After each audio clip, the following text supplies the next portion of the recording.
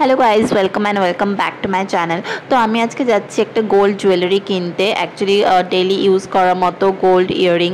তো first time গেছিলাম কল্যাণ জুয়েলার্সে। তো এখানে গিয়ে যেটা দেখলাম যে এখানকার কালেকশন মোটামুটি ভালোই ছিল, আর যে ডিজাইনগুলো ভালো ছিল সেগুলোর দাম মোটামুটি 50K অ্যারাউন্ড ছিল।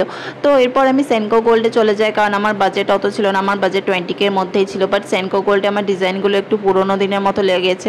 তো সেনকো গোল্ড থেকেও আমি তখন বেরিয়ে যাই। এবার বেরিয়ে গিয়ে দেখি প্রচণ্ড ঝড় বৃষ্টি হচ্ছিল, কাল বৈশাখীর ঝড় হচ্ছিল। তো আমি সেখানে আটকে পড়ি আধ ঘন্টা মতো।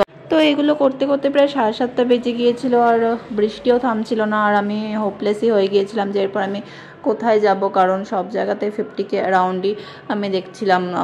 যেই ডিজাইনগুলো ভালো ডিজাইন, তো সেগুলোর দাম মোটামুটি 50K অ্যারাউন্ডই ছিল। তো এরপর আমি একটা আমার ফ্রেন্ডকে কল করি যে ও কোথা থেকে নিয়েছিল। ও অ্যাকচুয়ালি 20K এর মধ্যেই নিয়েছিল। তো ও বললো ক্যারেট লেনে যেতে পারি, কারণ ক্যারেট লেনে 18 ক্যারেটের গোল্ড থাকে, তো সেই জন্য ওখানে একটু প্রাইসটা কম হয়। আর ক্যারেট লেনের ডিজাইনও আমার ভালো লাগে। তো এই সময় বৃষ্টি থেমে গিয়েছিলো, প্রায় 8টা বাজে। তখন তো আমি সিটি সেন্টারে ক্যারেট লেনে চলে যাই। তো আমি গিয়েছিলাম সিটি সেন্টার 1-এ, যেটা সল্ট লেকে রয়েছে। তো ওখানেই ক্যারেট লেনের একটা শোরুম রয়েছে, ওটাই আমার সবচেয়ে কাছে হতো। তো আমি এখানেই চলে আসি। তো এই দেখো ক্যারেট লেনের স্টোরটা। তো এখানে ঢুকে আমি জিজ্ঞেস করি যে ডেইলি ওয়্যারের মতো ইয়াররিং রয়েছে কিনা। তো ওরা ওয়েবসাইট থেকে ফার্স্টে দেখায় যে ওয়েবসাইট থেকে আপনি চুজ করুন, দিয়ে ওয়েবসাইট থেকে আপনি যেটা চুজ করবেন সেটা আমি বের করে দেবো।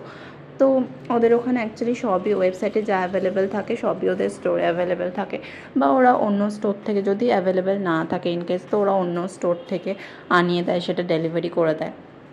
তো ফাইনালি এই ইয়াররিংটা আমার পছন্দ হয়েছিল, যেটা আমার 12.6K লেগেছিলো।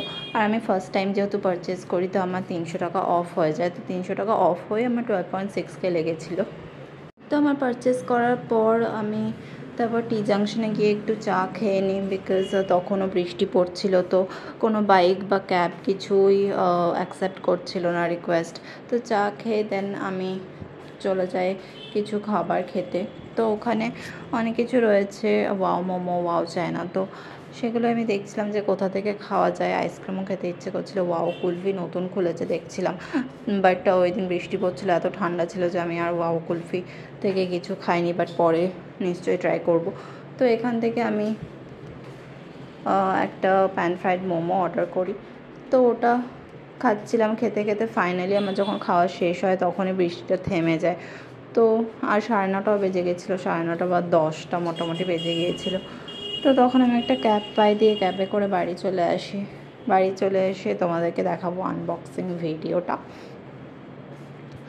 তো আমার কিছু গ্রসারিও কেনার ছিল। তো গাড়ি থেকে নেমে তারপর আবার আমাকে কিছু দূর হেঁটে গিয়ে গ্রসারি কিনতে হলো। তো ফাইনালি আমি বাড়ি পৌঁছে গেছি। তো বাড়িতে যারা ছিল তাদেরকে আমি এটা আনবক্স করে দেখাচ্ছিলাম যে এটার কোয়ালিটিটা কীরকম আর কীরকম দেখতে। আমি আগে ওদেরকে ছবি পাঠিয়েছিলাম, বাট সামনাসামনি দেখলে আরও জিনিসটা বোঝা যায়। তো দেখো। তো গাইজ, এটাই ছিল আজকের ভিডিও। তোমাদের যদি ভিডিওটা ভালো লেগে থাকে তো প্লিজ লাইক করো আর কমেন্ট করো তোমাদের কোয়েশ্চেন থাকলে, আর সাবস্ক্রাইব করতে ভুলো না। তো আজকের জন্য এটুকুই, বাই।